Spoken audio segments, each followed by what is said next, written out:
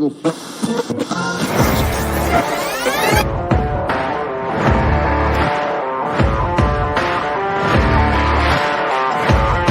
great, but being different for the sake of being different, I'm not a big fan of, right? If you just want to be different for the sake technology of it. Technology, I would hide behind it. And you start to hear some of their challenges, and yes. Because it speaks to the core of who you are and what drives you forward.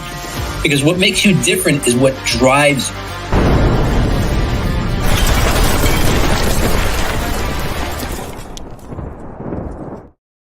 All right. Hello, everybody. Welcome to the Master Connector Show.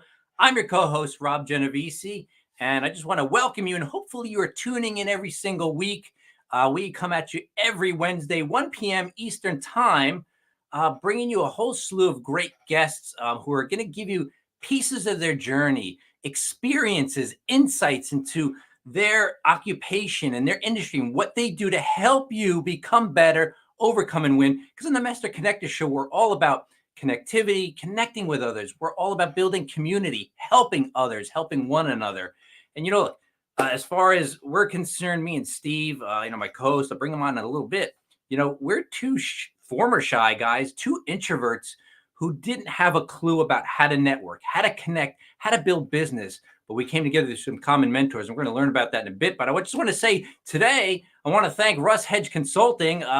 This episode is sponsored by Russ Hedge and Russ Hedge Consulting. Look, Russ is going to help you. You need to transform your business. You need to connect to new customers.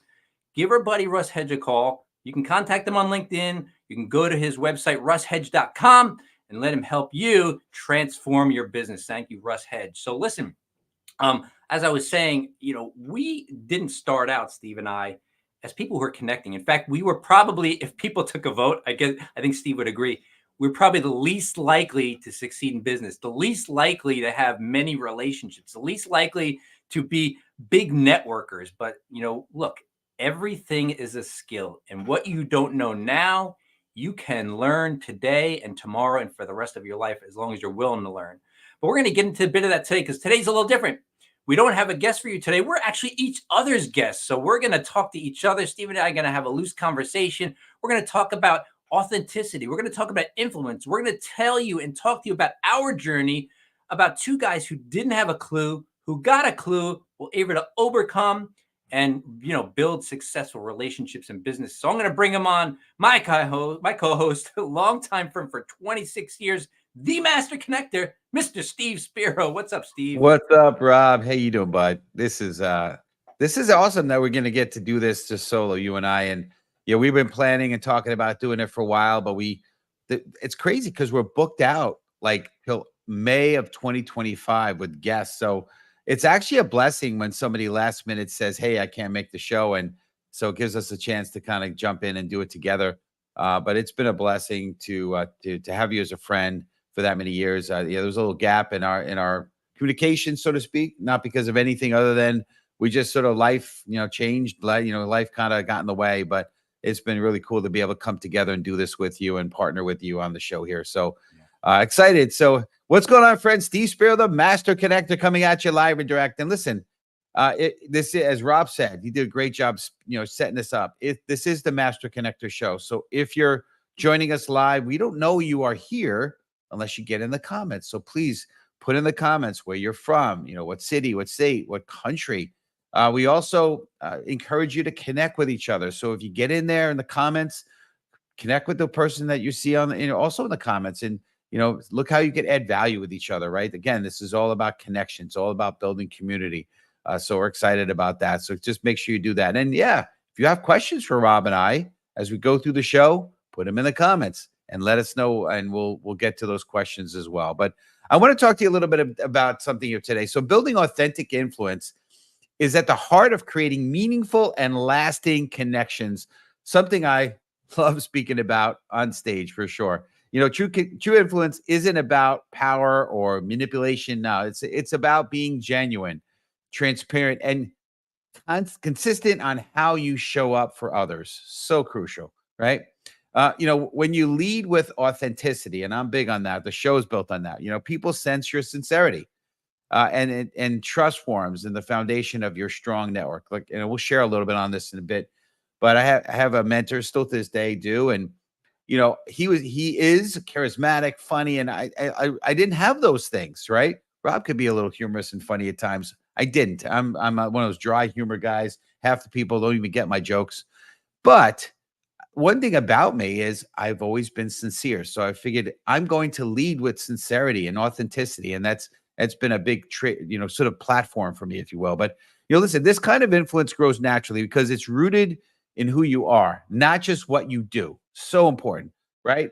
I love finding out about somebody and who they are, not necessarily what they do. So, by staying true to your values and consistently delivering value to others, it's all about adding value, being others focused, right? We speak on that a lot. You build a reputation that attracts like-minded individuals and opportunities. And I got to say, this has been the last 3.5 years since I really went all in with this mentality of being others focused. It's been the best 3.5 years of my entire life. And ultimately, in today's world where people crave realness, being authentic is not just an option, it's a necessity. And you want to embrace your true self and find that authentic influence, and people will follow you. So, again, different show today. If you're ready, put in the comments. And by the way, hello, Yolanda. We love you. We appreciate you. Thank you for being a supporter here. Yolanda checking in from Texas. But if you're ready, community, make sure you type in the hashtag, let's go, because Rob and I are going to banter back and forth. It's going to be a great show, very different for the show, but I think it's going to be incredible. So let's bring it on back on, my buddy, Mr. Rob G. All right, good to see you, Steve. I am excited. It's one thing to have people on the show to hear their perspectives. But I think maybe a lot of people probably don't realize that we do have a lot to share, and maybe as hosts we don't really talk about that because we want to showcase other people. The fact is, both of us have pretty wild stories. That we go back, like I said, 26 years. We both knew each other way back when, and then here we are today, and it's like, oh boy, what a journey. Yeah, I'd love to hear, Rob, your kind of your perspective on kind of how that started, right, for you, like where you were when you and I first kind of met, and where you were, and I know lots have changed since then, but maybe a little bit of your backstory, and maybe I'll have a chance to tell mine. Yeah, so everybody, Steve and I met 26 years ago, and we came together through common business organization, and we were both new to it for the most part. Steve had an advertising agency, but I came from, I only have a degree in graphic design at the time. In fact, that's my only degree, really. I guess if you want to say an official, certification or degree from an institution like a university, but everything else I learned along the way through various channels. But I was looking to own a business. Now, I didn't come from an entrepreneurial family. I came from, we were all W-2 people. We worked. My dad's advice to me, as it was by many years ago, was, go to school, get a good education, get a good job, and work for a company for your entire life and get a pension, because that's what his generation did and could do. And here's what's interesting, Steve. So I think I was a little halfway through college, and things started changing. My dad was 51 when he got the golden parachute from AT&T. He was a supervisor for over 30 years, and they said, hey, you can either, this is essentially what they said. They said, here, you can take this sweet package with this pension and these benefits and all this, or not. And he goes, well, what happens if I don't? They're like, or you don't get anything and you probably get let go anyway. So he's like, I think I'll take the package. Yeah. So, but what he realized, he actually understood that. He goes, wait a minute. He goes, this seems to be a trend.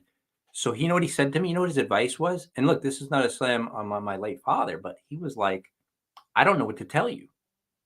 He goes, it doesn't work anymore. So you kind of have to figure it out.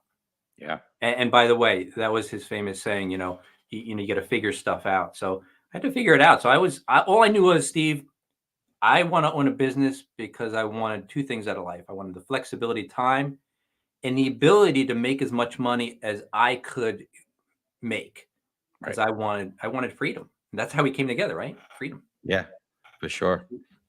Yeah. And listen, I could relate to some of that, right? My dad, um, he started out in the W-2 world, and because he just didn't have really good skills that would really support a family, he kind of was forced, if you will, into going into a business. And I found out as I was an adult that he looked into like chock full of nuts and other kinds of businesses, and found out going into a liquor store business with my step grandfather. And so my experience of entrepreneurship was yes, my dad was an employee, was an owner, but I looked at him as more of an employee that owned a business. Really, he was not necessarily a true entrepreneur. He kind of treated his business much like he had a job, but he happened to just be the owner, right? And so I don't think I wanted to do that. I didn't want to get into the liquor industry. I saw the crazy hours he was dealing with. Never took sick time or vacation. But I did want to do more. And you guys know, again, this is the show today is about authenticity. So I was bullied. I was learning disabled, dyslexic. I had a lot of shortcomings. I used to lock myself in my room because there was some drama in my household, and parents got divorced, and one or two friends, and they moved away, and there was like nobody. It was like, my friends were characters on TV. It was just crazy. And so, but I knew there was something more and bigger for me. And so I eventually had talent. Like you, Rob, I had went to school for graphic design, and I went to high school of art and design, Parsons School of Design, got out, but I couldn't get a job. So I took fate in my own hands and started a company. It was an advertising company with a partner. We had an office in the city, and it was great. And then I started training the martial arts as well, and eventually got a couple black belts. And my wife is a black belt too, crazy enough, but had a karate studio. But all those things were they were not. They ultimately, I still was struggling, and I think when we came together, Rob, I was already in working at a large marketing firm in Greenwich, Connecticut.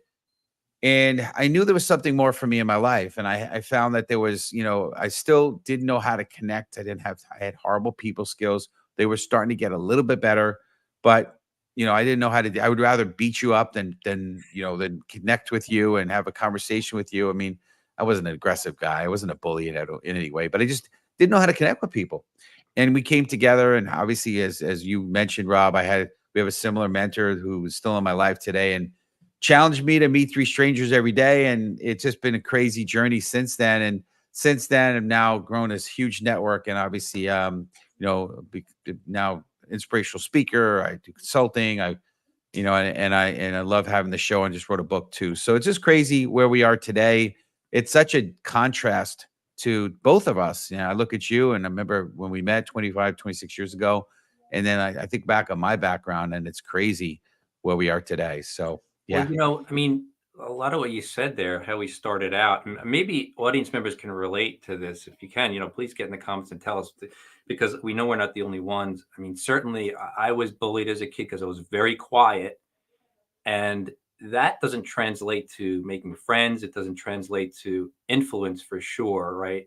There's some people, they think they say their leaders are born, not made, and that's not true, obviously, because we both gone on to lead organizations and businesses and whatnot, and we didn't start out that way. But I think the whole thing about influence was a new concept to me, because I was just trying to develop some confidence in the beginning. So when we came together in direct sales, what I actually saw, yes, owning my own business, yes, making money. But the thing that got me so excited was learning from people who had supreme confidence, and not just in themselves, but around other people, which translated to influence. And so that was what I was actually after, because I knew if I could develop self-confidence, and then confidence that people would be influenced by, my positive opportunities, then I could win. And I really wanted a win in life. And that was the thing that I was really after. So, one of the things when you talk about, being introvert, being shy, I remember this. Here's a short story to show you what I was like in high school, because even my wife doesn't really understand. She met me. I was cocky. I was not confident at the time. I was still learning. but I was out of high school for a couple of years, and I was playing racquetball at the time. And so I'm at this racquetball club, right? And I'm in there, and I'm about to go in the court, and I'm tying my sneakers. And there's a guy sitting on the bench across from me, and he's getting ready too. And I look up, and I'm like, oh my gosh, I know this guy. So, I developed a little bit of confidence. So normally I'd be like, I'd be out of there. I would run because I don't know what to say and I'm scared. But I'm like, hey, Mike, right? He goes, yeah. I go, oh, Rob Genovese, how you doing? He goes, good. You know what that looked like? I don't know you. And I'm like, yeah, Mike, Rob Genovese, we went to high school together. He's like, okay. I'm like, we our names both start with G. We were in the same homeroom together in high school. He's like, I think. I'm like, Mike, you lived in the house behind me in the neighborhood. Wow. At that moment, I realized I was the invisible man. I Yeah. literally was invisible to people who should have known me just by proximity. And that freaked me out. So I'm like, I wanted to go from invisible to invincible. I wanted to not be this aggressive, people get in my way type thing. I always want to work with people, but I wanted to be able to show up confidently with skills, get results, and work with people. So, that whole That's huge. idea of influence was new to me. Yeah. Listen, I mean, and community, I know we like to have your participation. So to type in the comments hashtag authentic, because I want to talk about authentic influence, right? And before I do that, I want to just address Yolanda's question here. So she said, Steve, when you started your advertising business, how did you approach your potential clients? This was hardcore old school stuff, to be honest with you. My partner, Peter, found a book, and it was a book on cold calling, and literally this introvert, and I learned how to have like 2 or 3 minutes worth of muscles on the phone because we had a book, and I remember it was a particular script, and I even remember the rebuttal. And it's funny because I even use this to this day. The rebuttal started with, "Well, that's very good, Joe, but did you know?" That was the rebuttal, right? And so I just literally we pounded the phone and made appointments, and that's how we started to build our client base. It's just crazy, the old fashioned cold call. But anyway, regarding for me, yeah, I was also the invisible man, had no friends. Little transparency. My high school experience, I commuted from the suburbs of New York City into the city. So literally, the only time I'd see these people would be in class, if that.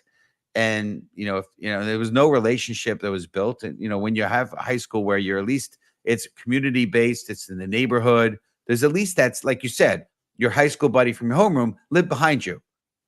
We were in different suburbs. We were not even anywhere near each other, right? And so, but it sort of facilitated for me, the lack of connection. Because I was so broken and wounded as an individual, as a human, I didn't mind when people didn't get close to me because if you were close to me, you were a threat. You could potentially hurt me.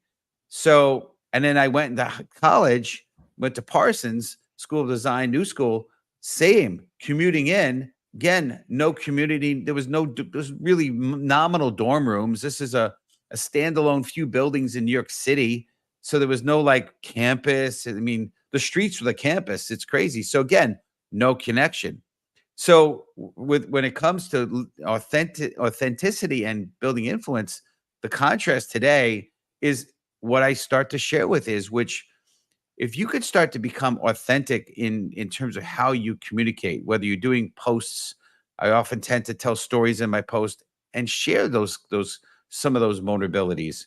Whether you're on a connect call with somebody that you meet, however it is through LinkedIn, or whether it be somehow you meet them in networking or whatnot, you want to share some of those vulnerabilities. And that's when you start to have influence on people because they start to see your heart. They start to see you as not just this person who has a job or business and your identity is your business or your job. No, you become who you are based upon your experience, your shortcomings and your strengths. and then you start to make impact on people. And again, I may have shared this already at one point in the show, but as I was having these connect calls 10, 11, 12, or well, it felt like 10, 11, 12 a day. It probably wasn't that many. A lot of these connect calls during COVID, during the lockdown, people were sharing with me, and they were getting emotional. They were tearing up. They were like, Steve, I've told you stories that I've told almost nobody. And I'm telling you, the stranger I met through whatever. So I believe influence, when you think of influence, a lot of times you're thinking about this big picture, like, but it could just be how you're touching people's lives. And to your point, Rob, they remember you later. Like, oh yeah, you're the guy that, right? Versus who? Yeah, really? To me that, and through being authentic, you create real influence on people. I'd love your perspective on that. And Yeah. and I have one question for you, Rob, in light of that. And so community, type in hashtag true. Because Rob, I'd love to know how you begin to influence while staying true to yourself, right? Yeah, I mean that's actually a good question. It's not an easy answer because I think I was so lost in trying to find out who I was. There's that old saying, he had to go off to find himself. He had to go to college, or he had to, go on a road trip to find himself. And while there's some kind of a little bit of eye rolling in that, there's a lot of truth to finding out who you are. Now, I spent 25 years in corporate America. And so they teach you how to be. You have to dress a certain way. You have to behave a certain way. You have to use certain language. You have to be a certain way, or you actually risk getting demoted, held down, fired even. And so within the confines of that, I still didn't know who I was because I was wearing this mask. I mean, I was inside. I didn't have to travel for business. I was inside working for a publishing company for a lot of those years. And the way I developed influence, because I still didn't know the kind of person I wanted to be, I was imitating you, Steve, and I was imitating Ed, and I was imitating Hugh, and I was imitating all these guys that were around me who had influence, because I didn't know what was my true influence. Where was my authenticity? I didn't have it yet. But Right. the way I started developing influence, and this is really interesting, if you're like me and you're extremely, you're introverted, maybe you're really shy. In corporate, what I discovered was in building relationships with everybody in all different departments in the company, not just in my couple of departments. I developed relationships. And to your point, even though it was in a business setting, they would share things with me about the company. Mm. Sometimes stuff that shouldn't have been repeated, sometimes Wow. not. But what happened was I started to know the inner workings of everything. Mm. And what I noticed was people would come to me because I always had the answers, and I always knew what was happening and what was going to happen. And so they would come and be like, hey, can I get a word with you? Now, people that I was not friends with, just associates. Be like, hey, can I get a word with you? I'm like, sure, what's up? They're like, hey, and they would ask me these questions and like, do you know how to, and do you know anything about, and that happened a lot. So there's this influence you develop by being the person who knows what's going on. Now, that was a big transition for me because I was the guy, I think along the time, you probably heard this, there's three types of people in the world. Those who know what's happening, those who make things happen, and those who go, what happened? Right? That was me. I was the what happened guy. I missed it. But I was starting to be in the know, and that made me start to understand influence. The authenticity didn't come until years later, honestly, Yeah. when I went on my own. Yeah. Yeah. For sure. I can relate to, big time to that. And, in terms of like what you're speaking about, when it was in the advertising corporate side, I was like, I pride myself on not being the water cooler guy and just keeping out of all that stuff. And I probably would have been smarter to be in tune to all that stuff because, you probably know the story, but 9/11 hit. A week later, I was laid off.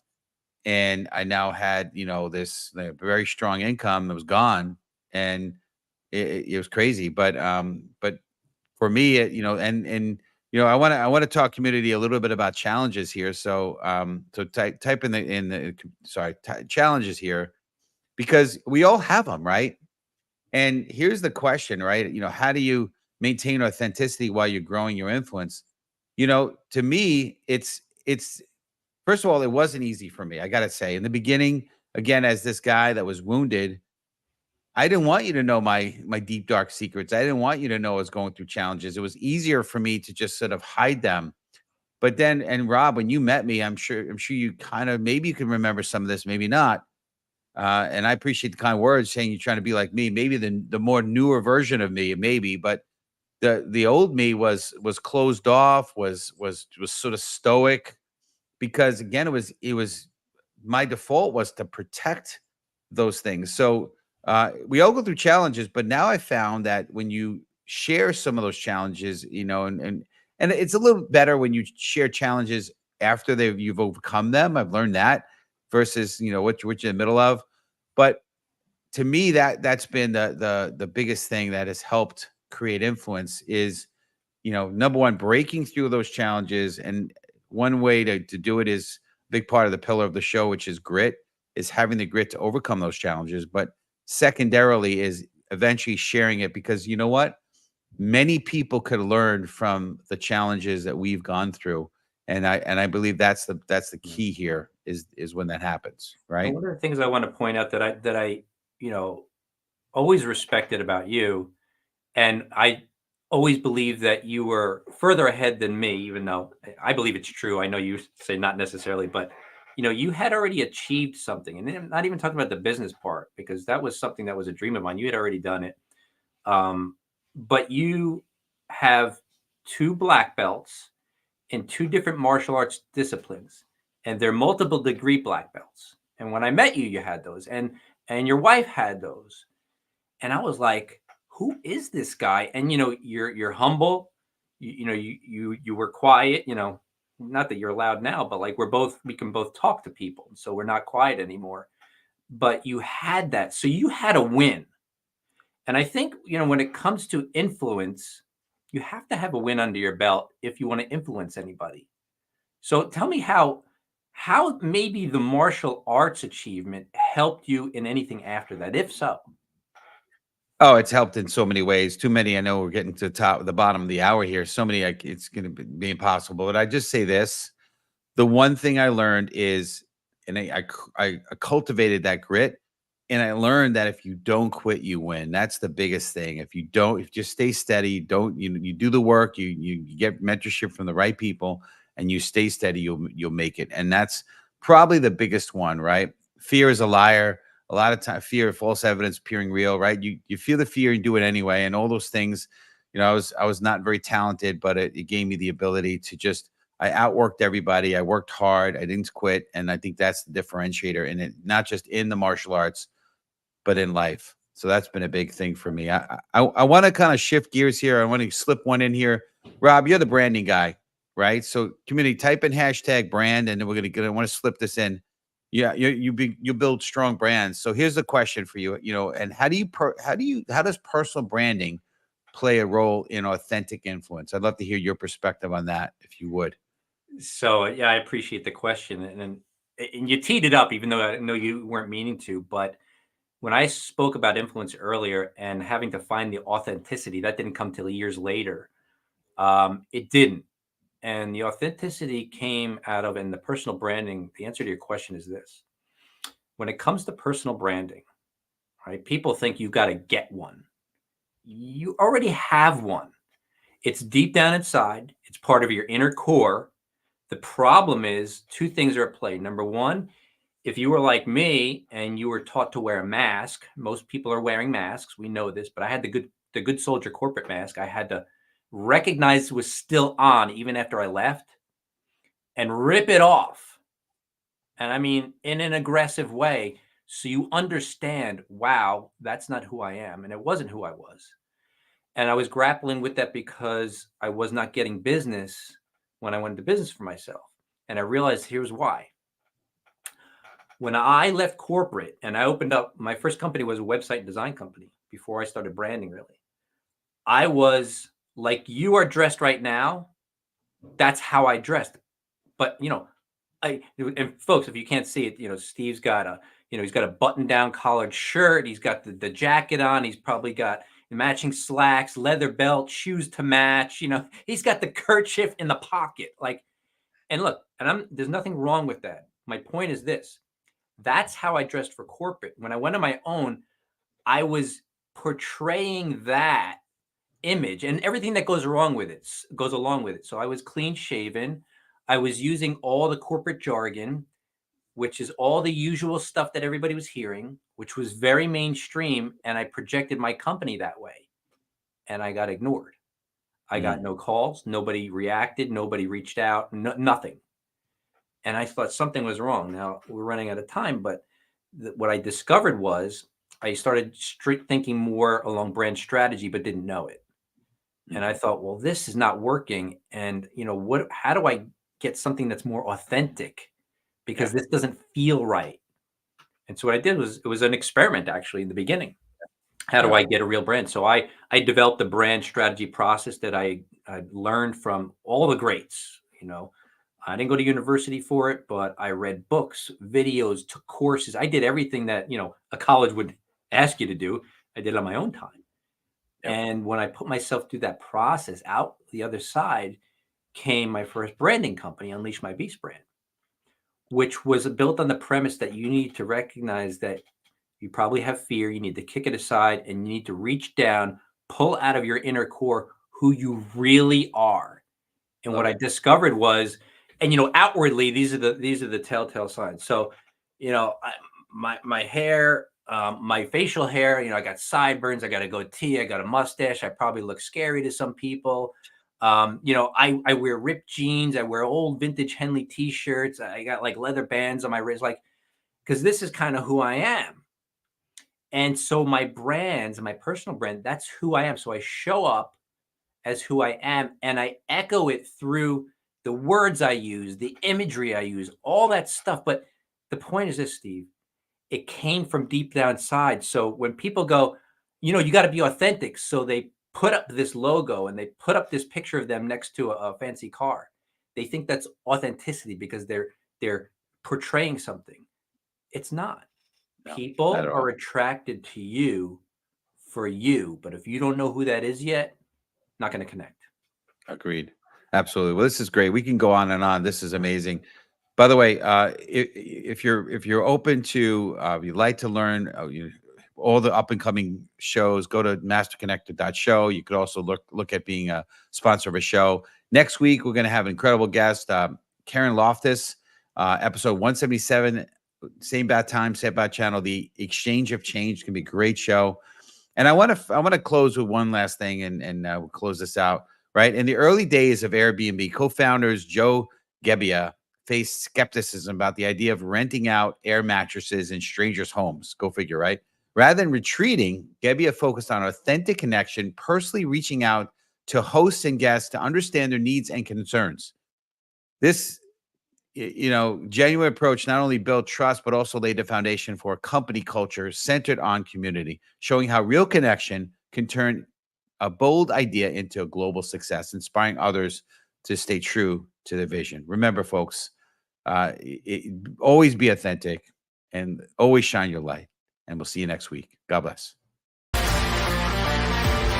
And you start to hear some of their challenges. And yes, because it speaks to the core of who you are and what drives you forward. Because what makes you different is what drives you.